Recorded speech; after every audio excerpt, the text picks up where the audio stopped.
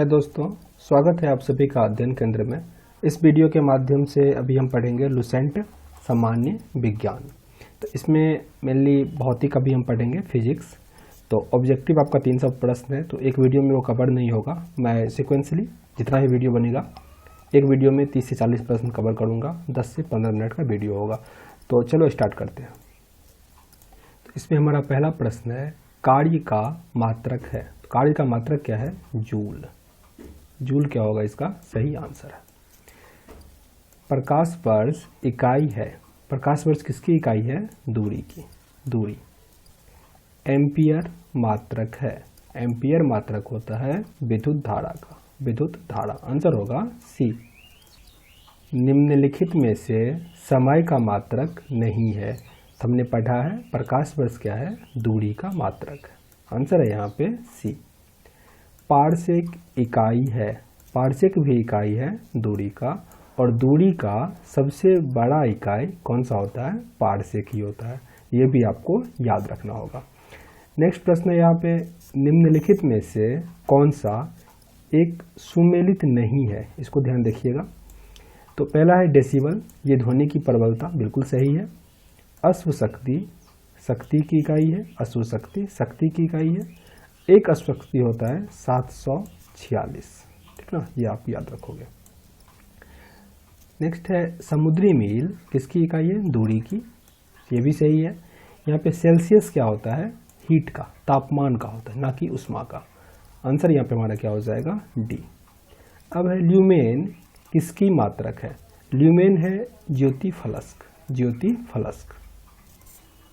Pascal इकाई है। Pascal होता है प्रेशर का, दाब का। आंसर होगा बी। कैंडला मात्रक है। कैंडला किसका मात्रक होता है? ये होता है ज्योति तीव्रता का। ज्योति तीव्रता का। अब यंग प्रत्यास्थता गुणांक का एसआई मात्रक। यंग प्रत्यास्थता एसआई गुणांक का मात्रक होता है न्यूटन पर मीटर स्क्वायर। न्यूटन पर मीटर स्क्वायर। आंसर होगा सी। निम्नलिखित युग्मों में से किन भौतिक राशियों के समान विमीय सूत्र नहीं होते हैं?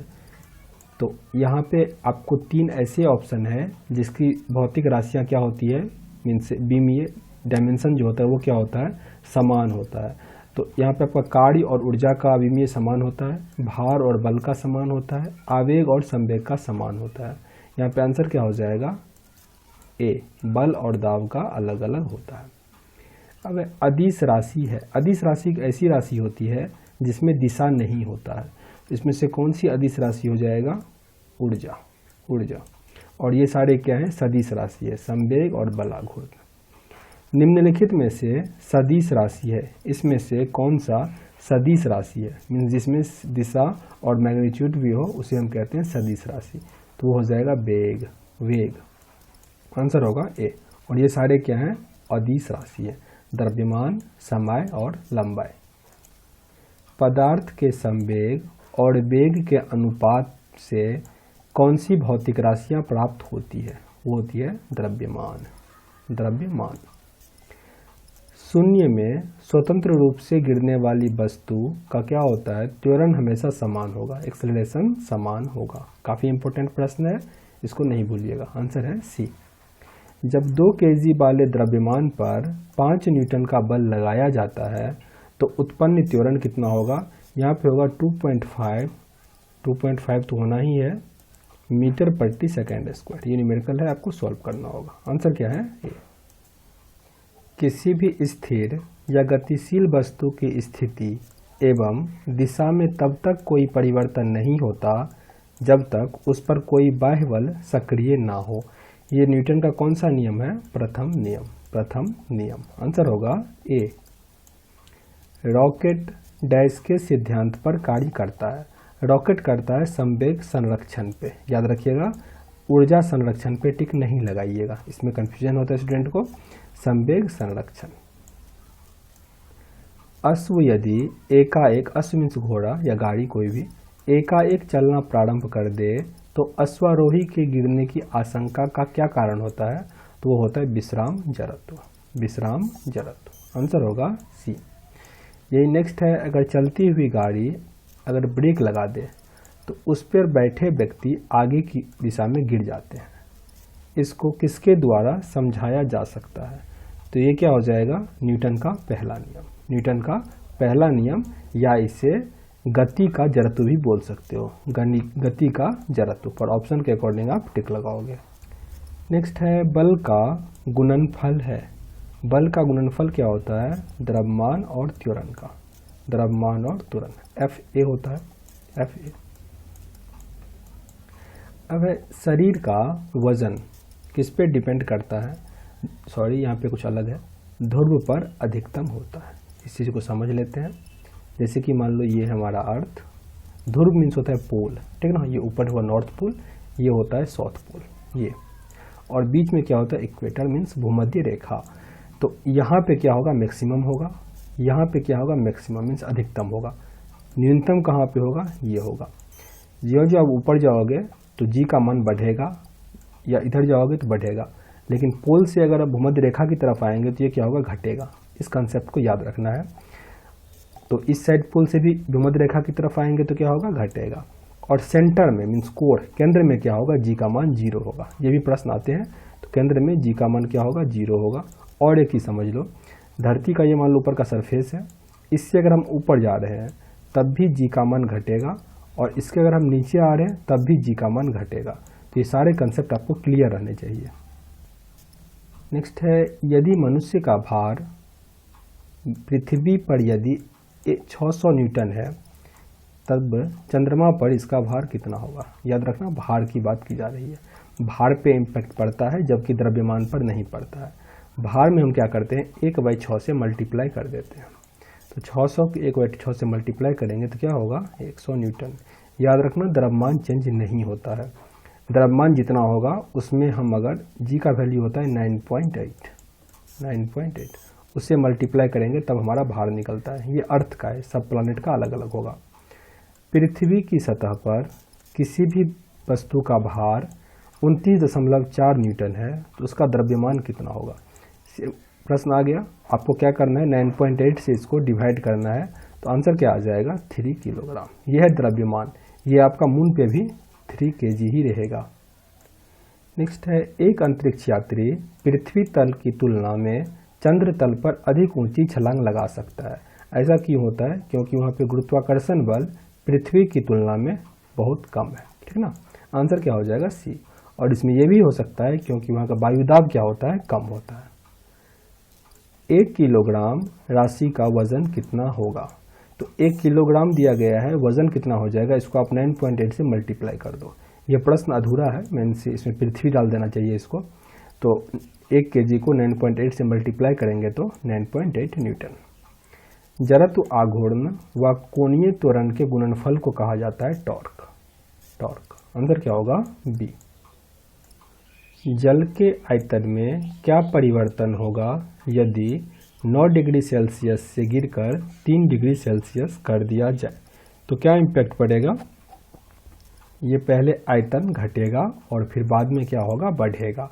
एक चीज़ ध्यान रखना, 4 डिग्री सेल्सियस पे आयतन सबसे कम होता है, जबकि 4 डिग्री सेल्सियस पे घनत्व सबसे अधिक होता है।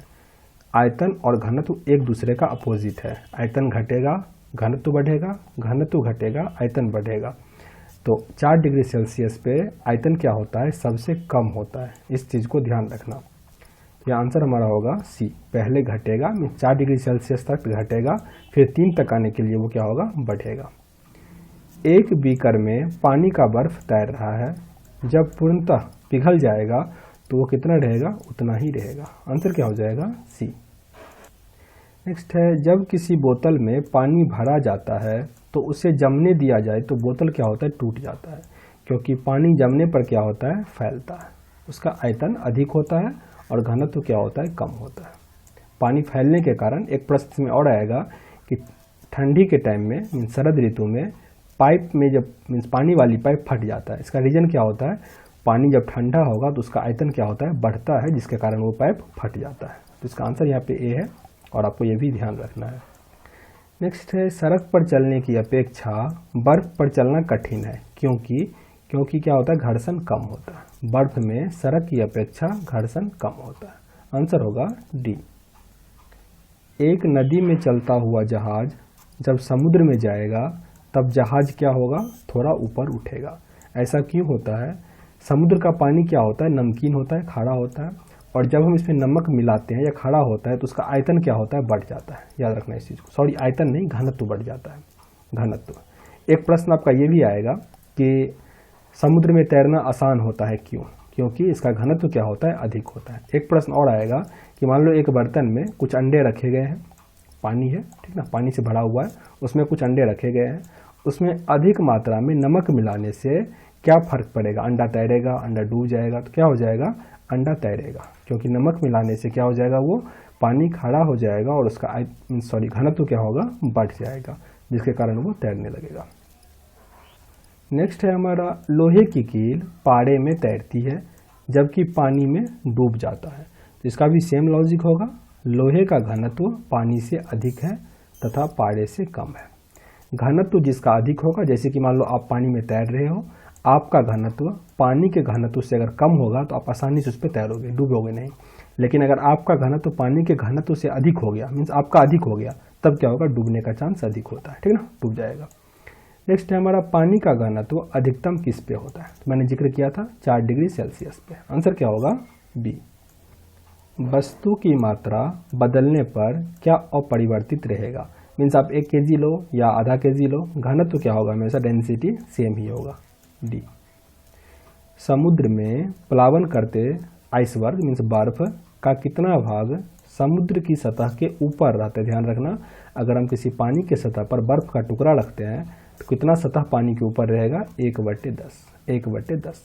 इसके ऑप्शन अलग अलग टाइप के आते हैं। ALP का एग्जाम जो पिछली वर्ष हुआ था, इसमें ऑप्शन एक 0.1 दिया गया था, 1/10 नहीं दिया गया था, बहुत सारे स्टूडेंट छोड़ के आ गए।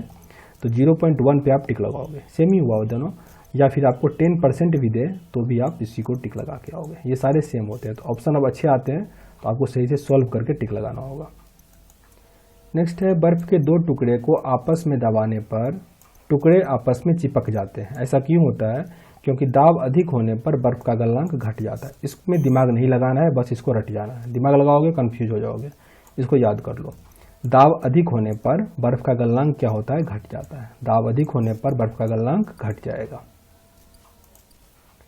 हवाई जहाज से यात्रा करते समय पेन की स्याही निकलने लगता है, क्यों होता है? क्योंकि ऊपर में वायुदाब कम होता है, वायुदाब कम होता है। ऊंचाई की जगह पर पानी 100 डिग्री सेल्सियस के नीचे तापमान पर क्यों उबलने लगता है? इसका भी मुख्य कारण क्या है, वायुमंडलीय दाब का कम होना, जिससे क्या होता है, इसका बॉइलिंग पॉइंट मीन्स उबलने की बिंदु नीचे आ जाती है। मेन कारण यही है, वायुमंडलीय दाब कम होना। अब है, साबुन के बुलबुले के अंदर का दाब क्या होता है? वो वायुमंडलीय दाब से अधिक होगा। कोई भी, चाहे बैलून हो, बुलबुला हो, कुछ भी हो, उसका क्या होता है, वायुमंडलीय दाब से वो अधिक होगा। तो आंसर क्या हो जाएगा यहाँ पे? तो मैं 40 प्रश्न इसमें कवर करता हूँ, क्योंकि अब फिर वीडियो लंबा हो रहा है, तो ताकि छोटा बनाऊँ, ताकि आपको समझ में भी आए, अधिक भी ना लगे, बोर भी ना हो, और हमारा कंप्लीट